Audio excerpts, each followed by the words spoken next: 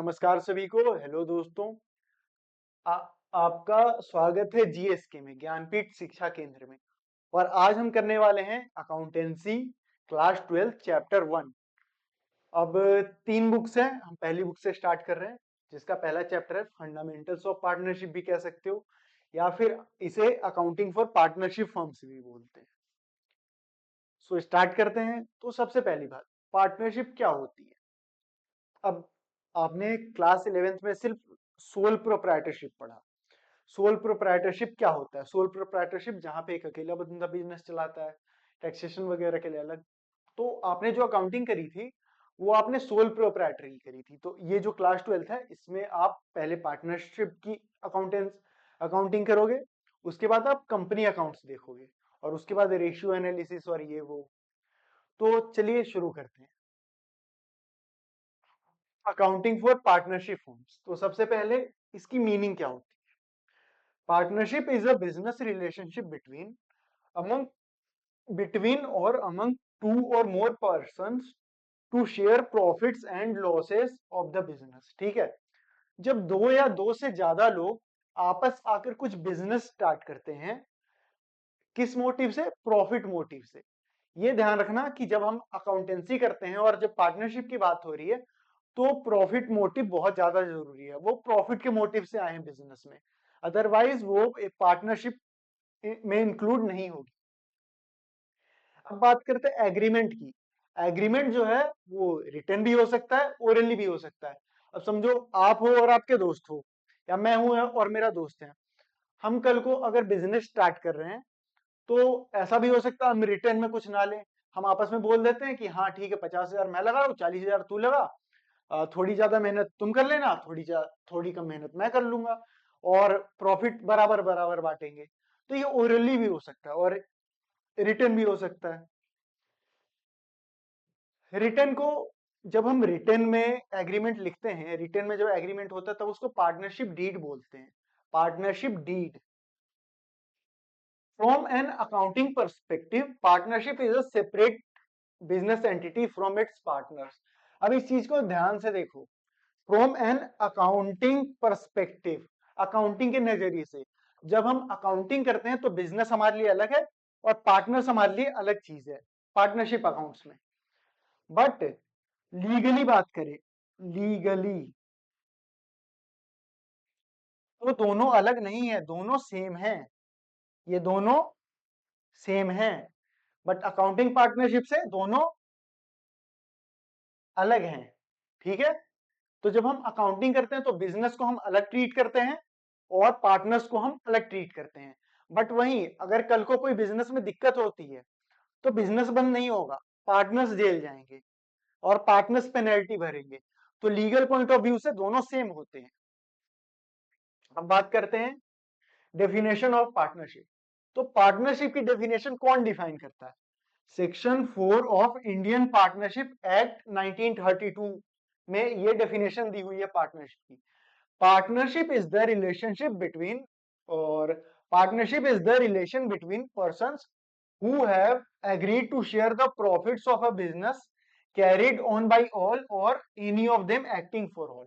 इसका मतलब है पार्टनरशिप एक रिलेशन है, पार्टनरशिप एक रिलेशन है उन लोगों के बीच में जिन्होंने आपस में आकर प्रॉफिट को बांटने का निर्णय लिया है या फैसला लिया है। जो आपस में आए हैं बिजनेस करने के लिए और उन्होंने बोला हम प्रॉफिट्स को बांट लेंगे एग्रीड रेशियो में। ठीक है, अब एक चीज ध्यान से सुनना, कैरिड ऑन बाय ऑल और any of them acting for all. यानी कि वो सारे लोग मिलके साथ में भी कर सकते बिजनेस, या ऐसा भी हो सकता है सिर्फ एक आदमी मेहनत कर रहा हो, बाकी सबने पैसे लगाए हो, वो ही सबकी तरफ से फैसले ले रहा हो। Therefore, a partnership is carried on by all or any of the partners acting for all।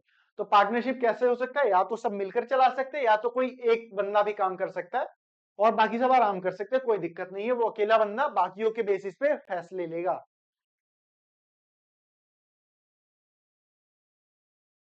Okay, अब आते हैं इसेंशियल फीचर्स और कैरेक्टरिस्टिक्स ऑफ पार्टनरशिप। ठीक है, अब फीचर्स क्या होते हैं, कैसे पता कि ये पार्टनरशिप है, सोल प्रोप्राइटरशिप नहीं है? पहली चीज, पहली चीज, टू और मोर पर्सन, उसमें मिनिमम 2 लोग होने चाहिए या उससे ज्यादा होने चाहिए। At least 2 person must come together to form a partnership agreement. Partnership जब शुरू हो तो एक एग्रीमेंट से होना चाहिए, या तो ओरली या फिर रिटन, और रिटन एग्रीमेंट को क्या बोलते हैं, पार्टनरशिप डीड। अब देखो ऐसा तो होगा नहीं कि आप आए अपने दोस्त से, ऐसे बिजनेस स्टार्ट हो गया, कुछ तो डिस्कशन किया होगा, कौन कितने पैसे लगाएगा, ऐसे हवा में तो कुछ स्टार्ट नहीं होता। तो पार्टनरशिप का भी एक एग्रीमेंट होता है, एक एग्रीमेंट बनता है, इतने पैसे आपने लाए हैं, इतने पैसे मैं लाया हूं, प्रॉफिट शेयरिंग इतना होगा, आपका आपका इतना होगा। और ये रिटर्न भी हो सकता है, ओरल भी हो सकता है। रिटर्न को पता है क्या बोलते हैं, partnership deed. Partnership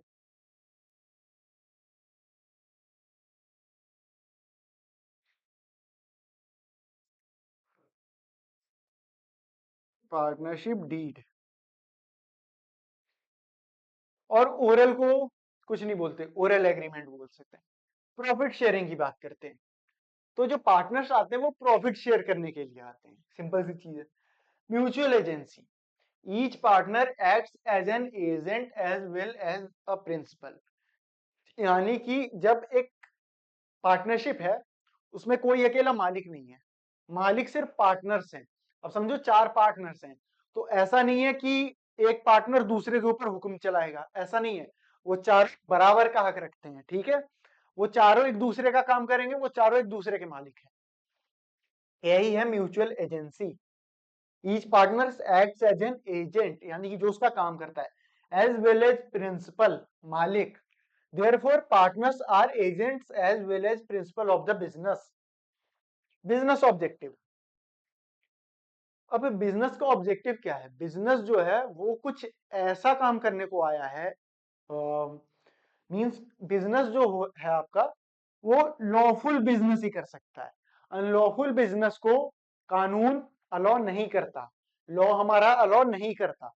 lawful business आप ये नहीं कर सकते कि कुछ अवैध माल, ये ये ऐसा कुछ भी नहीं बेच सकते, समझ गए।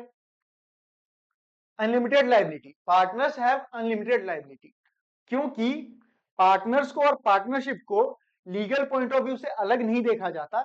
इस वजह से इनकी जो लाइबिलिटी है ये अनलिमिटेड होती है। कल को अगर बिजनेस में लॉस हुआ और लॉस कवर नहीं कर पाए, तो पार्टनर्स जो हैं उनकी आपस की संपत्ति बिक जाएगी, या वो अपनी संपत्ति बेचकर कर्ज चुकाएंगे।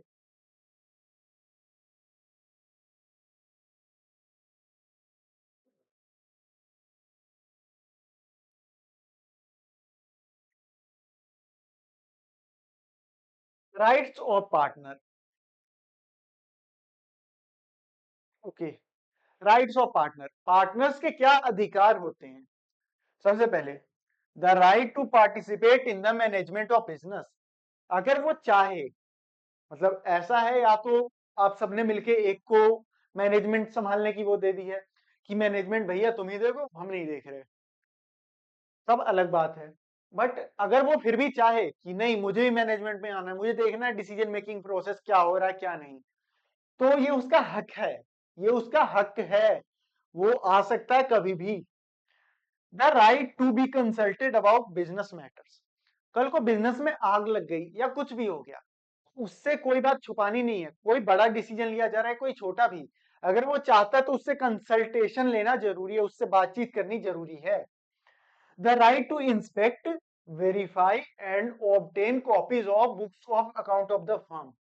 उसे ये अधिकार है कि वो कल बाकी पार्टनर से या अकाउंटेंट से बुक्स ऑफ अकाउंट मांग सकता है, खाते की जो किताब है जिसमें ट्रांजैक्शन होती है वो मांग सकता है।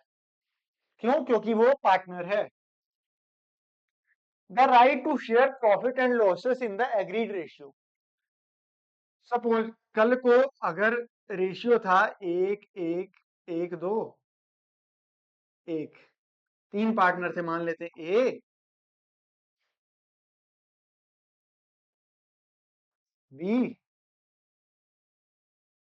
और सी, ठीक है, इनका रेशियो ये था, तो ये इसी रेशियो में बांटेंगे। ऐसा नहीं कि कोई पार्टनर बोलेगा कि नहीं मैंने कम मेहनत करी है ये वो, प्रॉफिट रेशियो यही रहेगा, फर्क नहीं पड़ता किसने कितना काम किया, कोई बीमार था या क्या था, जब तक एग्रीड रेशियो यही है तब तक इसी रेशियो में बटेगा। यही कहता है the right to share profit and losses in agreed ratio. The right to receive interest on partners loan when enabled by agreement. अगर एग्रीमेंट में लिखा हुआ है कि, अब देखो पहले ये समझो, इंटरेस्ट ऑन पार्टनर्स लोन। अब पार्टनर्स लोन का मतलब है पार्टनर ने जो फर्म को या जब पार्टनरशिप को लोन दिया हो। जैसे समझो कि 50-50 हजार रुपए सबने लगा दिए, अब बिजनेस में पैसों की कमी हो रही है, तो एक से बोला कि अगर तुम्हारे पास पैसे हैं तुम दे दो लोन की तरह हमें, ठीक है, उसने लोन की तरह दिया। और अगर उस टाइम बात हुई थी कि तुम्हें हम इंटरेस्ट के साथ देंगे, तो इंटरेस्ट के साथ देना पड़ेगा और ये उसका हक है, वो लेगा तुमसे। वो इसके लिए लॉ के पास भी जा सकता है, तुम्हें सू भी कर सकता है, केस भी कर सकता है। The right not to allow a new partner and to retire after giving prior notice. ये उसका हक है। अगर कल को तुम अपने भाई को नहीं, दोस्त को या किसी को भी, अनजान को भी, ठीक है, जिसे वो भी ना जानते हो तुम भी ना जानते हो, कल को तुम किसी भी इंसान को अगर बिजनेस में लाना चाह रहे हो, अगर वो मना कर दे तो तुम नहीं ला सकते। और वो रिटायर हो सकता है, अगर वो एक प्रायर नोटिस दे दे तो वो रिटायर हो सकता है। ऐसा नहीं है कि आज बोला मेरा रिटायर होने का मन है और कल हो गया, ऐसा नहीं हो सकता। उसे प्रायर नोटिस देना पड़ेगा, जो कि एक फिक्स्ड पीरियड होता है आपके हिसाब से 30 दिन, 15 दिन, जो भी पार्टनर्स डिसाइड करते हैं। ओके, तो हमारा इतना ही है राइट्स ऑफ पार्टनर्स। अब आगे चलते हैं। Accounting for partnership firms. अब बात करते हैं पार्टनरशिप डीड। बहुत इंपॉर्टेंट है, ध्यान से सुनिए। पार्टनरशिप डीड क्या होता है? Partnership deed is an a written agreement among the partners specifying the terms and condition of the partnership। Partnership कैसे चलेगी और उसके टर्म्स एंड कंडीशन क्या होंगे, इंटरेस्ट रेट्स क्या होंगे, इंटरेस्ट ऑन ड्रॉइंग्स क्या होंगे, ड्रॉइंग्स क्या होगा, कोई निकाल सकता है ड्रॉइंग्स, नहीं निकाल सकता, पार्टनर्स का नाम और सब कुछ, पार्टनर्स का नाम, कंपनी, सॉरी, पार्टनरशिप की जगह, पार्टनरशिप में कितना किसका शेयर है, कितना किसने कैपिटल इन्वेस्ट किया, सब कुछ लिखा होता है पार्टनरशिप डीड में। इंपॉर्टेंस क्या है? It is a crucial document as it helps to prevent disputes. अब कल को सोचो, आपने डिसाइड किया हो कुछ भी कि 1:1 के रेशियो में हम लोग बांटेंगे, बट कल को अगर लड़ाई हो जाए, वो बोले नहीं झूठ बोल रहा है, अगर ओरली बात करें, अगर ओरली अगर ओरली बात करें, तो अगर किसी ने बोला हो कि हम 1:1 के रेशियो में बांटेंगे और अब वो कह रहा है नहीं 1:1 में नहीं बांटेंगे, मैं ज्यादा मेहनत करता हूँ, मुझे जाती, या वो बोल रहा है कि नहीं ऐसा तो कोई एग्रीमेंट हुआ ही नहीं, हम तो 2 और 5 के रेशियो में बांट रहे थे, मेरा 5 का रेशियो था, इसका 2 का रेशियो था, तो अब वो क्या करेगा? अब वो जाएगा लॉ के पास। अब लॉ इसके लिए बने हुए हैं, वो हम अभी आगे पढ़ रहे हैं, अभी देखो। तो डिस्प्यूट क्या है? अगर उसने कह दिया कि नहीं 5:2 का रेशियो है, अब वो चीजें जो रिटर्न में लिखी हुई है पार्टनरशिप डीड में, तो उसी रेशियो के हिसाब से सब कुछ बटेगा। It is a crucial okay between partners by clearly outlining their rights. उनके हक क्या हैं ये भी लिखे होते हैं उनमें, रिस्पॉन्सिबिलिटीज उनकी जिम्मेदारियां क्या है, एंड प्रॉफिट शेयरिंग रेशियो, जो कि सबसे ज्यादा जरूरी है, जिसकी वजह से सबसे ज्यादा झगड़े हो सकते हैं। इंपॉर्टेंट कंटेंट, चलो। डिस्क्रिप्शन ऑफ पार्टनर्स, ठीक है, उसमें क्या क्या लिखा होता है? डिस्क्रिप्शन ऑफ पार्टनर्स, उनके names, addresses and description of the partners, क्या किस फील्ड में है, क्या पढ़ाई की है, सब कुछ। Description of the firm, firm के बारे में, फर्म का नेम और फर्म का address. Nature of business, principal activity of the firm, यानी कि फर्म किस चीज में डील करेगा। अगर ये कुर्सी बनाने के लिए फर्म बना है तो ये कुर्सी ही बनाएगा। कैपिटल कंट्रीब्यूशन, सबने कितना कैपिटल इन्वेस्ट किया। कैपिटल तुम्हें पता है, बिजनेस में जो पैसा हम लगाते हैं, इन्वेस्टमेंट स्टार्टिंग, उसको बोलते हैं कैपिटल। प्रॉफिट शेयरिंग रेशियो होता है, ये तो पता ही है। Rights and duties of partner, हो सकता है किसी पार्टनर का काम हो सेल्स लीड करना। समझो समझो कि 3 दोस्तों ने मिलकर मोमोज का स्टॉल लगाया है, ठीक है। अब एक दो दो बंदे हैं यानी दो दोस्त हैं, वो क्या करते हैं, वो मोमोज बनाते हैं और वो सर्व करते हैं। अब एक का काम है क्लाइंट लाने का, भले ही वो सोशल मीडिया के थ्रू हो सकता है या बैनर लेकर खड़ा हो कि हमारे यहाँ सबसे अच्छे मोमोज मिलते हैं, या कहीं भी पैसे देके, रिश्वत रिश्वत नहीं, पैसे देके या एडवर्टीजमेंट करा के, वर्ड ऑफ माउथ कैसे भी यूज करके वो लाए, ठीक है। तो पार्टनर्स की रिस्पॉन्सिबिलिटी क्या होती है, बांटी हुई होती है आपस में, वो भी लिखे होते हैं इसमें। टर्म्स रिगार्डिंग एडमिशन और रिटायरमेंट ऑफ अ पार्टनर, यानी कि इसमें ये लिखा हो सकता है एडमिशन कब अलाउ होगा और कब नहीं होगा। हो सकता है उसमें लिखा हो कि किसी के एडमिशन के लिए 3 में से सिर्फ 2 पार्टनर की राय चाहिए, अगर मेजोरिटी हो गई तो एडमिशन हो सकता है, ये भी लिखा हो सकता है। तो वो डिपेंड करता है कि उस कंपनी के डीड में क्या क्लॉजेस लिखे हुए हैं। और रिटायरमेंट पे भी सेम चीज हो सकता है, ये लिखा हो कि पार्टनर्स जब तक एग्री ना करे तब तक आप रिटायरमेंट नहीं ले सकते। तो ये फर्म के ऊपर भी डिपेंड करता है। बात करते हैं provision of the Indian partnership act 1932। तो प्रोविजन क्या होते हैं, ये बहुत इंपॉर्टेंट है, ध्यान से सुनो। प्रोविजन होते हैं, सपोज अगर किसी ने पार्टनरशिप डीड नहीं बनाया, ओरली बात हुई थी और अब डिस्प्यूट हो रहे हैं, बोल रहा है कि नहीं प्रॉफिट शेयरिंग रेशियो 2-4 का नहीं था, 1-1 का था, ऐसे में क्या काम आता है, प्रोविजन फॉर पार्टनरशिप डीड काम आता है। अब इसमें क्या होते हैं, हर डिस्प्यूट को सॉल्व करने के लिए क्लॉजेस लिखे हुए हैं। जैसे कि अगर पहले तुमने ओरली बोला था कि हम लोग 2-3 के, सपोज आपने बोला था हम 2-3 के रेशियो में बांटेंगे, अब लड़ाई हो गई, कह रहा नहीं झूठ बोल रहा है, आपने रिटर्न में लिया नहीं क्योंकि पार्टनरशिप डीड है नहीं, या पार्टनरशिप डीड में ये लिखा हुआ नहीं है कि प्रॉफिट शेयरिंग रेशियो कितना है। और अब इस बात पर अगर लड़ाई हो रही है तो इसको सॉल्व करने के लिए इसके अंदर क्लॉज दिया है, sharing of profit and loss. अगर कहीं नहीं लिखा रिटर्न में प्रॉफिट शेयरिंग रेशियो कितना हो, तब वो पार्टनर्स में इक्वली बंटता है, तब आपके जो new profit sharing ratio automatically बन जाएंगे, वो 1:1 का बनेगा, बिल्कुल equal. Interest on capital, usually जो पार्टनर्स हैं वो अलाउ करते हैं इंटरेस्ट ऑन कैपिटल, क्योंकि आपका कैपिटल आपको इंटरेस्ट मिलना चाहिए, ठीक है। बट ये फर्म बाय फर्म भी डिपेंड करता है। बट कानून के हिसाब से, लॉ के हिसाब से आपको कुछ नहीं मिलेगा, आपके कैपिटल पर कोई इंटरेस्ट नहीं मिलेगा अगर आपने लिखा नहीं है। तो इसलिए पार्टनरशिप डीड बनाना बहुत जरूरी है। इंटरेस्ट ऑन लोन, अगर पार्टनर फर्म को लोन दे, ड्राइंग्स की बात नहीं हो रही, ड्राइंग्स क्या होता है, जब पार्टनर फर्म से लोन लेता है यानी फर्म में से पैसे निकाल लेता है। बट ये है जब पार्टनर फर्म को लोन दे, तब उसको 6% के इंटरेस्ट पे पैसे वापस मिलेंगे। जो फर्म है हमारी वो पार्टनर को 6% के इंटरेस्ट पे पैसे वापस करेगी। अब रेमुनरेशन टू पार्टनर, कोई कितना भी काम कर ले, अगर इसमें लिखा नहीं है कि एक्स्ट्रा मिलेगा, एक्स्ट्रा वर्किंग आ रहा किसी चीज का, तो उसे कुछ नहीं मिलेगा, ठीक है। वो कर रहा है अपनी डेडिकेशन, अपने बिजनेस के लिए कर रहा है, पर उसको उसके बदले कुछ नहीं मिलेगा एक्स्ट्रा, जैसे कोई कमीशन नहीं, कोई एक्स्ट्रा सैलरी नहीं, कुछ नहीं। पर्पस, अब ये पर्पस क्या है, तुम बताओ, प्रोविजन का पर्पस क्या है, तुम खुद सोच कर देखो। इसीलिए ताकि फेयर प्ले हो सके, यानी कि सबको न्याय मिल सके। सोचो कोई तुम्हारे साथ धोखा करो तो किसी के साथ कुछ गलत ना हो, ठीक है। अब तुम सोचो, इंटरेस्ट ऑन लोन, किसी बेचारे ने अपनी जेब से तुम्हें पैसे दिए, तुम बैंक से लोगे तब भी तुम्हें ब्याज देना ही पड़ेगा, इससे बढ़िया पार्टनर ने दिए पार्टनर को दे दो, वो भी 6% का ब्याज है।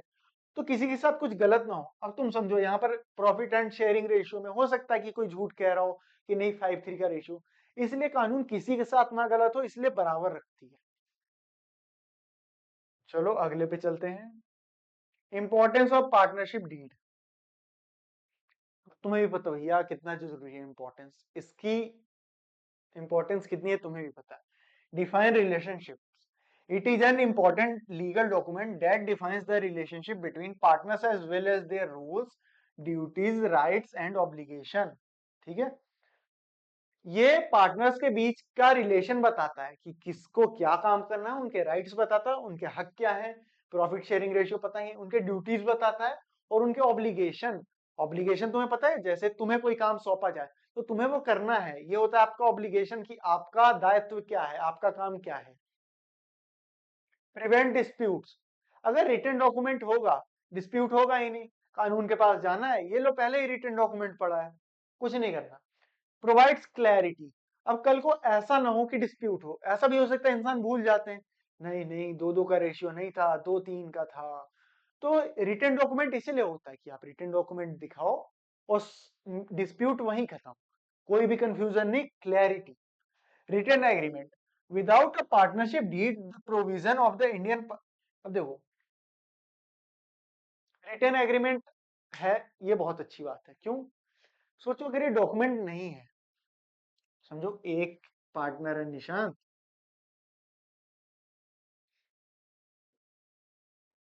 और एक पार्टनर है प्रशांत,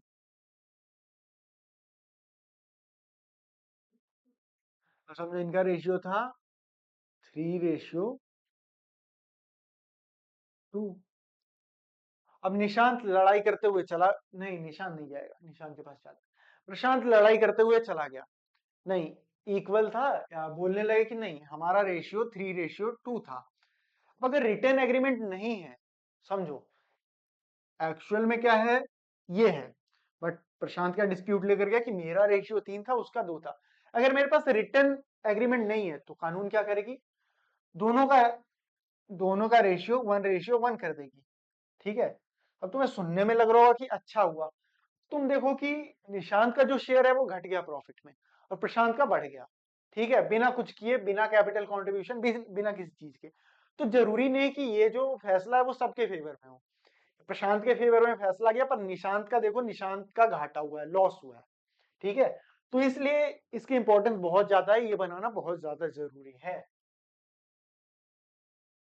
accounting for partnership firms, provision affecting accounting treatment in the absence of partnership deed, ठीक है। तो किस चीज की ट्रीटमेंट कैसे होती है, ये यहाँ पे मैटर्स लिखे हैं और उनके उनका सॉल्यूशन कैसे होगा वो लिखा है। इंटरेस्ट ऑन एडवांस या लोन बाय अ पार्टनर, यानी कि जब पार्टनर फर्म को लोन देगा, ठीक है, तो उस पर इंटरेस्ट क्या एप्लीकेबल होगा अगर ये चीज लिखी हुई नहीं है पार्टनरशिप डीड में। Interest on loan by partner is paid at the rate 6% per annum, interest on loan by partner, और interest on loan by partner charge against profit होता है। यानी कि समझो कि अगर 10,000 10,000 अगर प्रॉफिट हुआ है, ठीक है, तो ऐसा नहीं पार्टनर्स में ऐसे ही बांट दिया, सबसे पहले अगर उसका 1,000 रुपया बन रहा है इंटरेस्ट का, वो चार्ज अगेंस्ट प्रॉफिट है, तो पहले वो 1,000 रुपये माइनस होंगे, अब ये 9,000 में से प्रॉफिट बटेगा। चार्ज अगेंस्ट प्रॉफिट और अप्रोप्रिएशन ऑफ प्रॉफिट बहुत ज्यादा जरूरी है। चार्ज अगेंस्ट भले ही लॉस में चले जाएं, समझो कि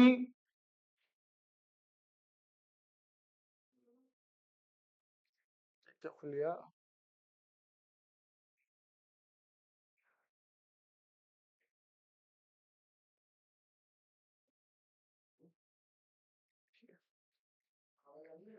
ठीक है, ये तो एक केस हो गया, ठीक है। अब मैं बताता हूं, समझो कि किसी फर्म को 500 का प्रॉफिट हुआ, ठीक है, और उसको पार्टनर का इंटरेस्ट देना है 1,000 रुपए का, ठीक है। 500 रुपए तो है ही नहीं इसके पास, तो वो 500 रुपए पार्टनर्स के अकाउंट में से कटेंगे, बट क्योंकि ये चार्ज अगेंस्ट प्रॉफिट है तो ये 1,000 रुपए जाएंगे, ये 1,000 रुपए एक्सपेंस है, अप्रोप्रिएशन नहीं है। अप्रोप्रिएशन तब होता है मतलब आपके पास प्रॉफिट आया तो आप दे रहे हो, नहीं आया तो नहीं दे रहे हो, बट चार्ज अगेंस्ट आपका प्रॉफिट हो या लॉस आपको चुकाना पड़ेगा। Sharing of profit and loss, अगर आपने ये नहीं लिखा कि आपका प्रॉफिट शेयरिंग रेशियो कितना है, तो वो 1:1 में जाएगा, या it is shared equally bye partners. Interest on capital, अब तुम्हें पता अभी हमने पढ़ा था interest on capital is not allowed, ठीक है। इंटरेस्ट ऑन ड्रॉइंग्स, ड्रॉइंग्स जब पार्टनर ने पैसा निकाला बिजनेस से तब, तो उस पे भी interest on drawing is not charge from partner. ध्यान रखना, जब फर्म से पार्टनर पैसा निकालेगा, यानी कि जब फर्म पार्टनर को पैसा देगी तब इंटरेस्ट चार्ज नहीं होगा, बट जब पार्टनर फर्म को पैसा देगी, यानी कि जब पार्टनर फर्म को लोन देगा, तब 6% का इंटरेस्ट चार्ज होगा, फर्म को वापस करना पड़ेगा 6% के साथ। Remuneration to partner, no sorry, no remuneration, no remuneration to partner allowed. ठीक है, हो जाता है यार कभी कभी।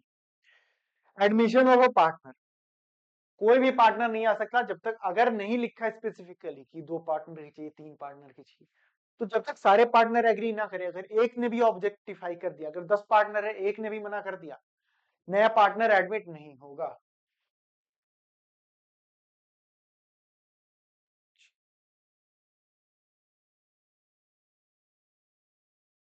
देखो, ये इंपॉर्टेंट मैटर्स हैं, ठीक है, और इसके बारे में पढ़ेंगे। If a partnership deed does not exist or where it is silent on in specific matters, the following provision of the Indian Partnership Act 1932 apply। ठीक है, यानी कि हो सकता है ये कुछ चीजें ना लिखी हो पार्टनरशिप डीड में, जो अभी पीछे कर रहे थे वही यहाँ करना है। बस यहाँ क्या है, अब देखो एडमिशन ऑफ माइनर, अब हमें पता है कि बिजनेस में कोई माइनर, किसी माइनर को हम इंक्लूड नहीं कर सकते, बट अगर वो जरूरी है हमारे बिजनेस के लिए, यानी वो हम हमारे बिजनेस के बेनिफिट के लिए, तब हम उसको एडमिट कर लेंगे। ठीक है, क्या करेंगे, कर लेंगे। Admission of a new partner, a new partner may be admitted either with the consent of all the existing partner or in accordance with an agreement among the partner। ठीक है, या तो सारे पार्टनर्स एग्री कर रहे हो, या तो एग्रीमेंट में लिखा हो कि सिर्फ इसकी रजामंदी चाहिए, इसने कह दिया हाँ हो गया भैया फैसला। ठीक है, अदरवाइज सारे पार्टनर्स की रजामंदी चाहिए, सारे पार्टनर्स का एग्री होना जरूरी है।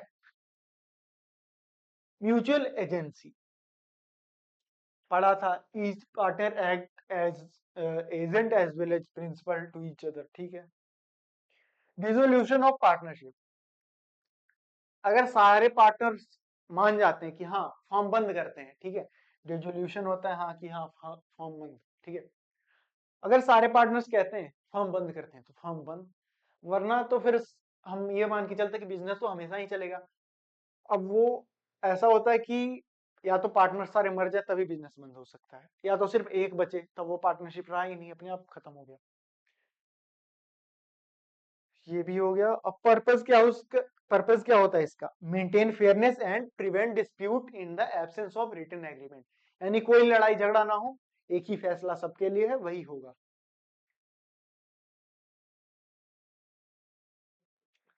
लाइबिलिटीज ऑफ पार्टनर, अगर पार्टनरशिप में आ रहे हो, प्रॉफिट ले रहे हो, तो कुछ लाइबिलिटी भी होगी, कुछ नुकसान भी हो सकते हैं, कुछ आपके ऊपर बोझ भी होंगे। ठीक है, partners competition with the firm, की points, if a partner carries on a business in competition with the firm without the consent of partners, profit earned in that business shall be paid to the firm। अब समझो 3 दोस्त हैं, ठीक है, उन्होंने कोई भी बिजनेस, समझो मैं हूं, मैंने मोमोज के स्टॉल लगाने स्टार्ट किए अपने 2 दोस्तों के साथ।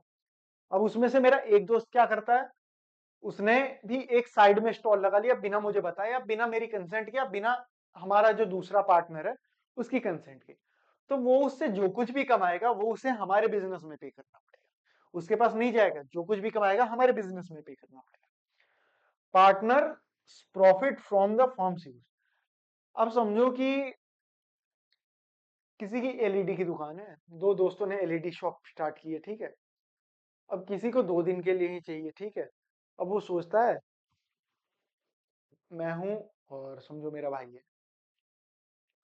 क्या करते हैं हम दोनों एलईडी टीवी बेचने का बिजनेस स्टार्ट करते हैं। अब क्या होता है, कल को मैं बाहर जाता हूँ 1-2 हफ्ते के लिए, कोई उसके पास आता है कि भाई मुझे तो 2 दिन के लिए बस टीवी चाहिए, वो बस कोई यार है मेरे घर पे, उन्हें दिखाना है, मैं वापस कर दूंगा। अब वो सोचता है अच्छा 2 दिन के लिए, चलो एक काम करता हूँ, 3,000 ले लेता हूँ, और भैया तो है ही नहीं, ठीक है, बढ़िया 3,000 मेरी जेब में। बट इसमें क्या हो रहा है, वो जो पार्टनरशिप है, जो फर्म है, जो टीवी है, वो मेरी प्रॉपर्टी का भी पार्ट है, तो उससे जो कुछ भी कमाई होगी वो मुझे भी पे करनी पड़ेगी। अब सोचो कल को मैं वापस आया, मुझे उसने नहीं बताया, मुझे कि कहीं और से पता चल गया, सीसीटीवी या कहीं से भी मुझे पता पड़ गई, तो मैं कानून के पास जाऊंगा, तो जो कुछ भी प्रॉफिट उससे अर्न हुआ है वो मुझे देना पड़ेगा, या वो पार्टनरशिप में आएगा, क्योंकि वो पार्टनरशिप की प्रॉपर्टी यूज हो रही है उसमें। Partners commission on sale, A partner is entitled to share any commission or business income from the sale of goods on behalf of the firm. अब समझो वही एग्जांपल लेते हैं, मैं और मेरा भाई। मैं नहीं हूं, उसने एलईडी टीवी बेच दिया, जो भी प्रॉफिट हुआ उस पे बिजनेस का हक है, ना तो उसका है ना तो मेरा, पहले बिजनेस का। अब बिजनेस में सारे एक्सपेंस काटने के बाद ही तो प्रॉफिट शेयर करेंगे। Losses due to partners action, but अगर कोई पार्टनर, जैसे अगर मेरा भाई मुझे बिना बताए कोई कदम उठाता है और उससे लॉस हो जाता है, वो लॉस हमारा नहीं है, वो लॉस सिर्फ उसका है। अगर वो बिना बताए कुछ काम करे और उससे प्रॉफिट हो, तो वो प्रॉफिट, हाँ, वो प्रॉफिट बिजनेस का है, वो प्रॉफिट मेरा भी है। बट अगर वो बिना बताए कुछ काम करे और लॉस हो जाता है, तो वो लॉस सिर्फ उसका है, मेरा नहीं है।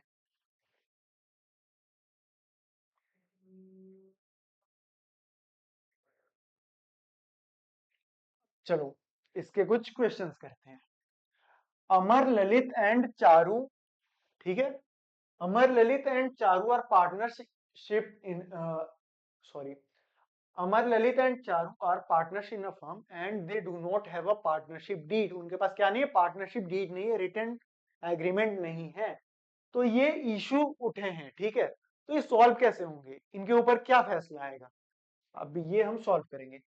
अमर had invested more capital than other partner and asked for interest on capital at the rate 10% per annum. But Lalit and Charu do not agree with him, ठीक है। अब पार्टनर्स की बात हुई थी, जो कुछ भी हुई हो पता नहीं हमें, ठीक है, एग्रीमेंट तो है नहीं उनके पास। तो इसने बोला कि मैंने तुम दोनों से ज्यादा कैपिटल दिया है। समझो कि ललित, समझो कि 10,000 दिया हो एक ने, दूसरे ने भी 10,000, और तीसरे ने दिया हो 50,000, ठीक है, 50,000 दिया हो, ठीक है। दिख रहा है? ज्यादा छोटा बना दिया क्या? चलो बस समझ लो, एक ने दिया हो 10,000, एक ने दिया हो 10,000, एक ने 50,000। वो 50,000 वाला बोले, भैया मैंने तो 50,000 दिए हैं, मुझे नहीं पता, मुझे 10% का कैपिटल चाहिए। अब एक साल हो गए, मुझे 10% के हिसाब से इंटरेस्ट ऑन कैपिटल दो। तो हमने क्या पढ़ा था? इंटरेस्ट ऑन कैपिटल अलाउ होता है, बट कब? जब रिटर्न हो। यहाँ पर तो रिटर्न डॉक्यूमेंट है नहीं, तो कुछ नहीं मिलेगा, कुछ नहीं मिलेगा। Lalit devotes more time in handling the business and demands a salary of 5,000 per month. Lalit क्या करता है? ज्यादा टाइम देने लगता है बिजनेस में, ठीक है। अब वो कह रहा है मुझे 5,000 चाहिए उसके, क्या होगा? No salaries allowed, no remuneration. Charu, अब देखो एक और चीज, but Amar and Charu do not agree with him. अगर ये एग्री कर जाते तब तो उनका आपस का मैटर, वो दे देते। बट क्योंकि एग्री नहीं करे, अगर एक पार्टनर भी एग्री नहीं कर रहा और पार्टनरशिप डीड में नहीं है, तो आपको कुछ नहीं मिलेगा। Charu demands interest on the loan of 50,000 given by her at the rate 12% per annum. Charu ने क्या किया था? बिजनेस को लोन दिया था, कितने का? 50,000 का। अब वो इंटरेस्ट कितना मांग रही है उस पर? 12,000। क्या होगा? मिलेगा? नहीं मिलेगा। 12% तो बिल्कुल नहीं। कितने का मिलता है जब फर्म को लोन देते हैं? 6%, 6% पर एनम। चलो देख लो, 6% पर एनम, ठीक है। Amar and Amar withdrew ₹10,000 from the firm for his personal use, यानी कि क्या हुआ? ड्राइंग्स किए उसने। Lalit and Charu demand that interest on drawing be charge from him at the rate 10% per annum. अब जब रिटर्न में लिखा हुआ ही नहीं है और पार्टनर ने जब ड्राइंग की है, तो उस पर कितने का इंटरेस्ट जाएगा? नहीं जाएगा, बिल्कुल नहीं जाएगा, अभी पढ़ा था। Profit for the year before the above claim was 50,000। Amar Amar demands profit to be distributed in the capital ratio, ठीक है। प्रॉफिट कितना आया है? 50,000 आया है। अब अमर क्या कह रहा है कि प्रॉफिट जो है वो कैपिटल रेशियो में बांटा जाए, मैंने ज्यादा पैसे दिए तो मुझे ज्यादा प्रॉफिट चाहिए। तो ऐसा कुछ नहीं हुआ, क्यों? क्योंकि रिटर्न में नहीं है। तो प्रॉफिट शेयरिंग रेशियो क्या होगा? सबको इक्वल मिलेगा, 50,000 में से 3 पार्टनर्स को इक्वली बांटा जाएगा।